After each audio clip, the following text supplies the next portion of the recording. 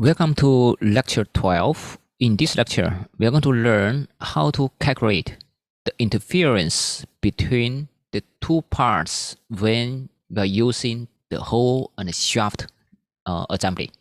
Okay, let's have a look at this one. These two parts will be assembled together. The first part, there's a bottom surface. Let's put it here. There's a bottom surface here. And there's a threaded hole here with basic dimension 2, this surface, and this surface.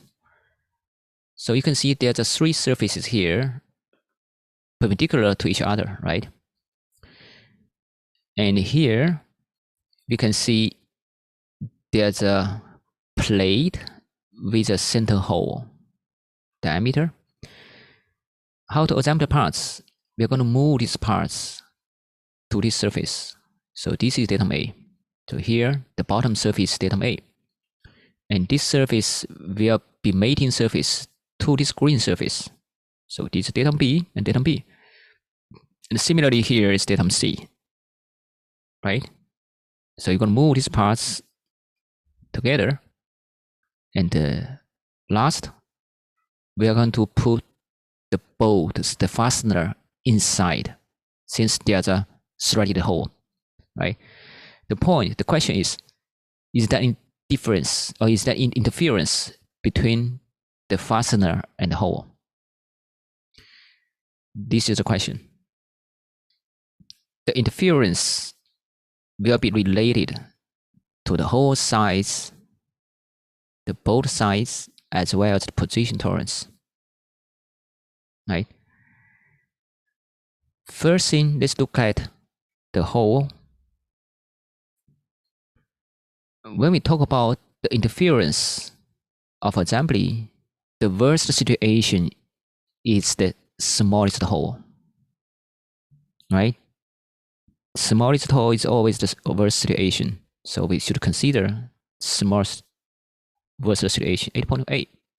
Next, position tolerance means this hole is allowed to deviate it from nominal position, plus minus 0.2, right? Plus minus 0.2. Here is the nominal position at 8.8. You're allowed to move to here. This is the worst one. And here is the nominal position of the 8.8. You're allowed to move here. This is the worst one. You see here? So from this position, all of the possibility, the worst position after deviation, you will get there's an inner boundary. See here? You move from here to here, and you move from here to here. There's some inner boundary that you are going to be used by the mating part of this part. As long as the pin inside won't interference or exceed this boundary, then the assembly will be okay. So what's the size of this worst case boundary or worst assembly boundary? We can figure it out. Here is 8.8. And from here to move to here is 0.2. And from here to here, move here is 0.2. So the inner boundary for this hole will be the worst case boundary will be 8.8 minus 0.4 or minus position, and you will get 8.4. This is the worst case boundary for the hole. For the pin will be inside, right? The pin will be inside. If there's no deviation of the pin should be here. And it's M8. It's M8 here, right? Okay. It's M8. And the pin is allowed to deviate this way and that way, right? So you look at this one, the pin is 8, and you're allowed to deviate it from nominal position. The blue one is the nominal one. And the edge of the pin will move from here to here. This is the worst situation. And you could also deviated from to this direction, right? And here is the worst edge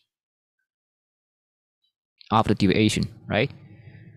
So you can see the worst case boundary for the pin is the outside boundary. It's the outside boundary. And this boundary, you can figure out how much is this boundary. You can see worst case boundary is you're going to use 8 plus, you see from move here to here, is 0.2 because the position tolerance is 0.4, right? So it's plus minus 0.2.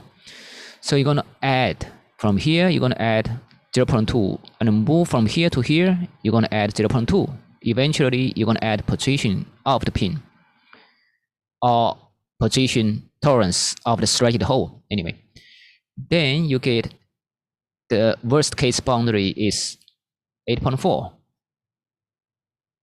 If this boundary is less or equal than the whole worst case boundary, that would be fine. That means if you are not move outside, if you are not move outside of the green area, then you should be fine. Now we are just matched here.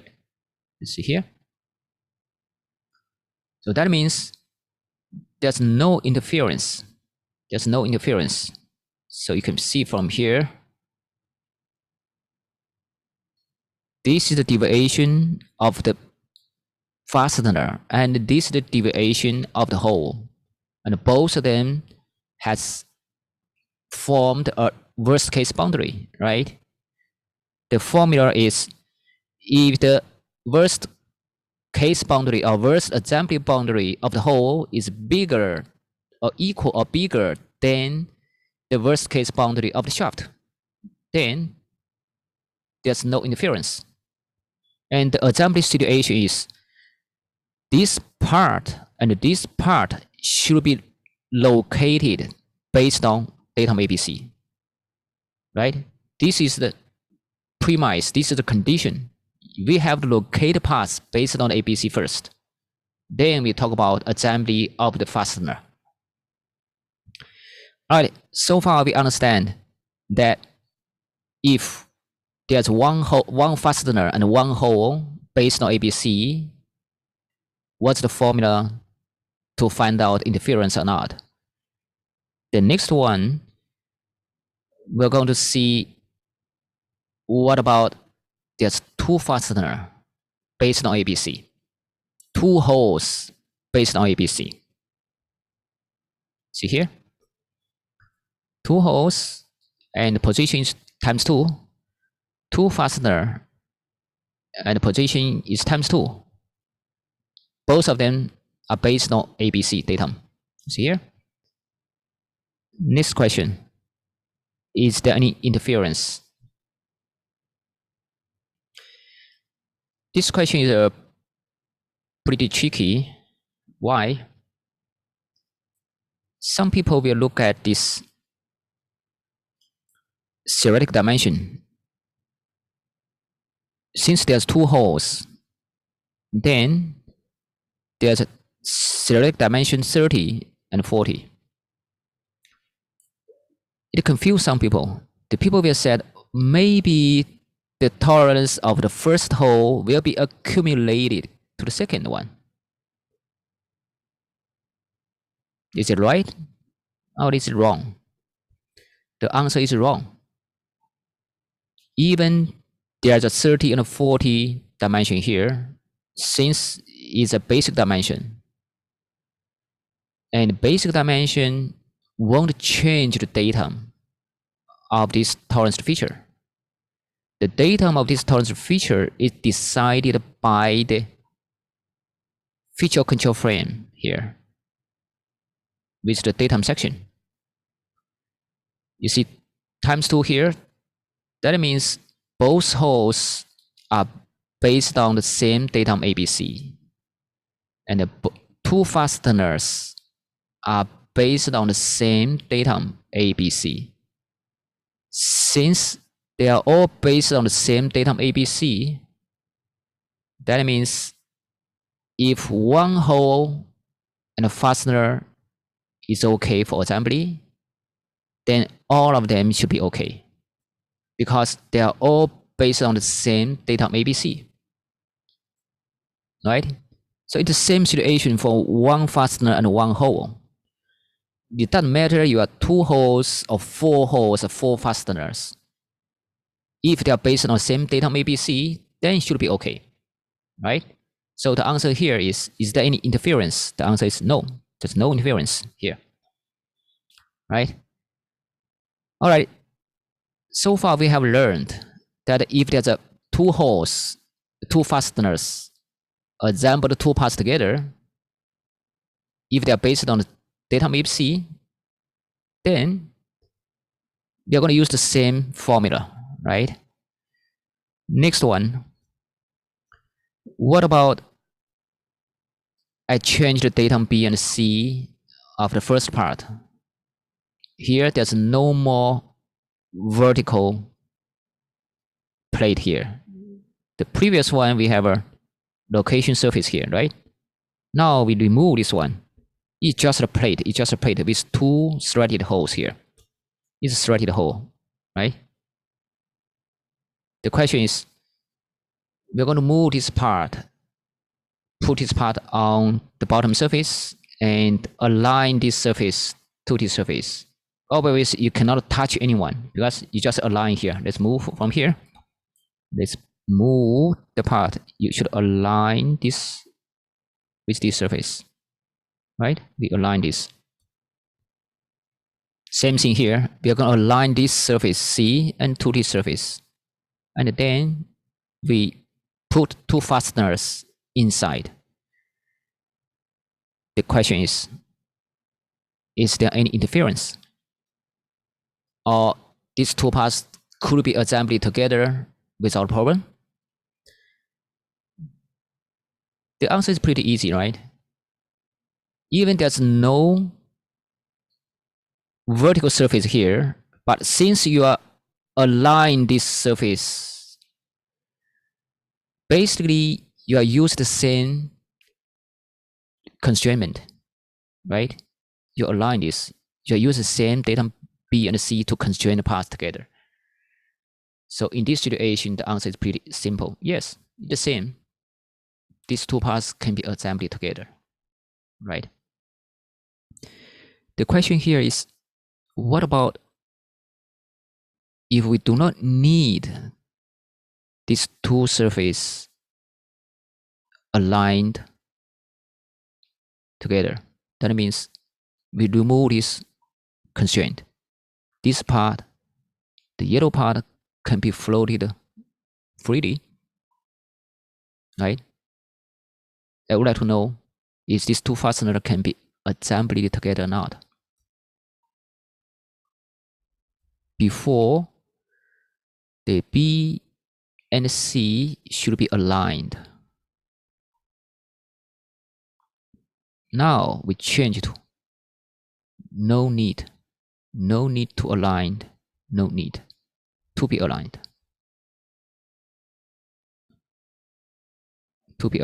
So B and C no need to be aligned. That means both parts is allowed to move freely, right? As long as you can put the fastener inside. So is there any interference now? Well, the question is, if there's no constraint, the assembly condition are more loose, right? You have less constraint. So if you constrain the parts to B and C, you can assemble the part. You remove this constraint. That means you have more possibility to assemble this part together. You can move the parts freely, right? So in this situation, the answer is yes, there's no interference. Even you remove the constraint of datum B and C. So now we clear the final questions. What about we make the bottom surface bigger? this bottom surface is bigger than yellow surface. How about now? Is there any interference? You may find it out it's pretty similar to the previous one. It doesn't matter how big of this bottom surface. If the previous one is okay, and now this one should be okay, right? So far, we have found out the formula for the 2, 3, 4 fastener assembled to another part. The formula is, first, the worst case boundary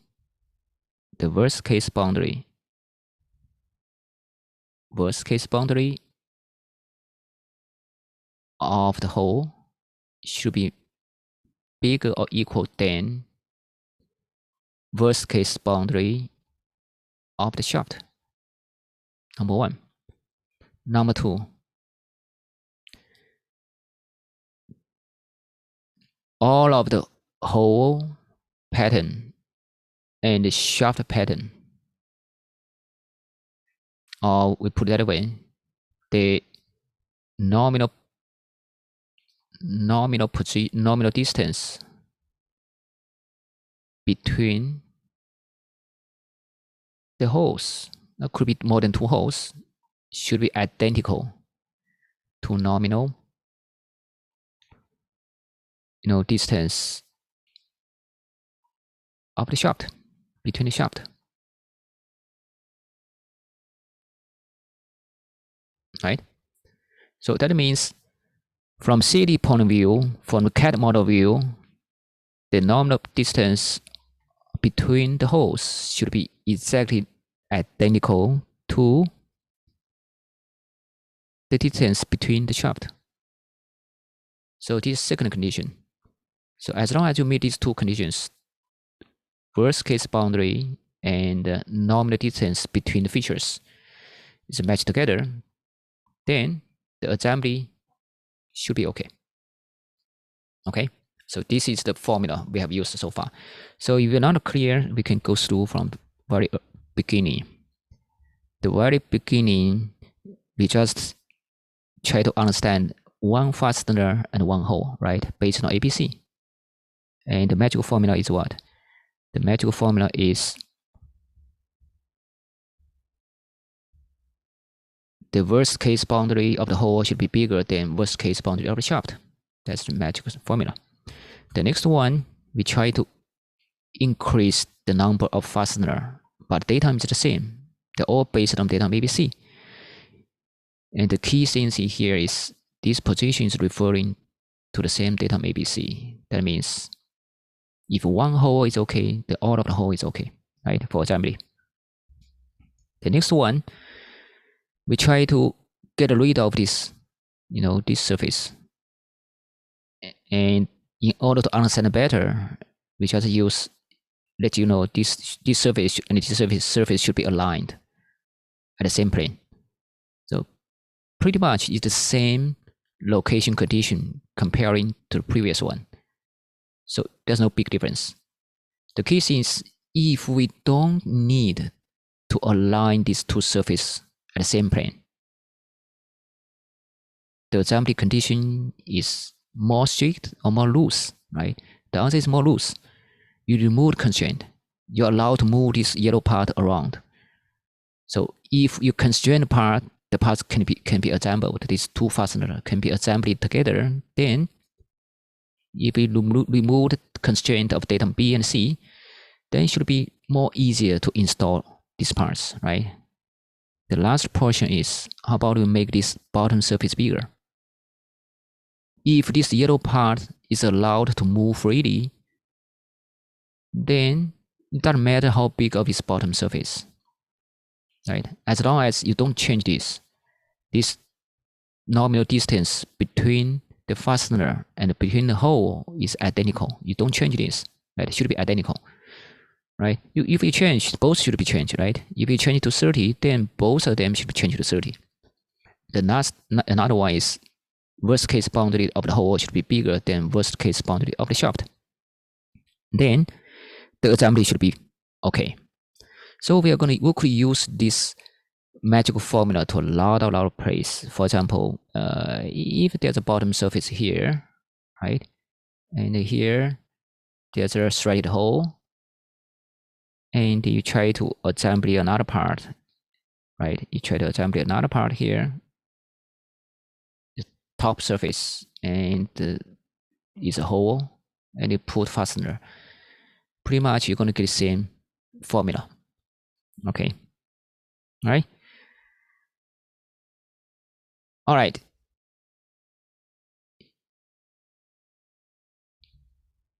So far we have solved the problem how to calculate that there's a pattern of the fastener and the pattern of the hole to ensure that both parts are assembled together.